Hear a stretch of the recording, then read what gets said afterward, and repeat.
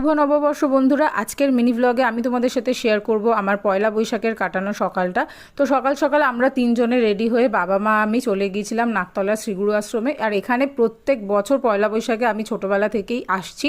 এই আশ্রমটা হলো শ্রী শ্রী দুর্গাপ্রসন্ন পরমহংসদেবের। ভারতবর্ষের বিভিন্ন জায়গায় এনাদের সংঘ রয়েছে। আর এখানের কিছু বিশেষত্ব তোমাদেরকে শোনাই, শুনে নাও।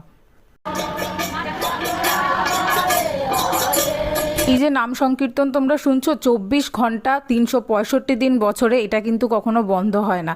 আর তার সাথে এই আশ্রমেই বছরের প্রত্যেকটা দিন দুপুরবেলা বিনামূল্যে ওখানে থাকা প্রত্যেকটা মানুষকে খাবার খাওয়ানো হয়। তারা এই জায়গার আরও অনেক বিশেষ মাহাত্ম্য আছে, ছোট ভিডিওতে বলা সম্ভব না। এখানে শিল্পকেন্দ্রে হ্যান্ডমেড অনেক জিনিসপত্র পাওয়া যায়, এখানকার কর্মীরা সেগুলো তৈরি করেন।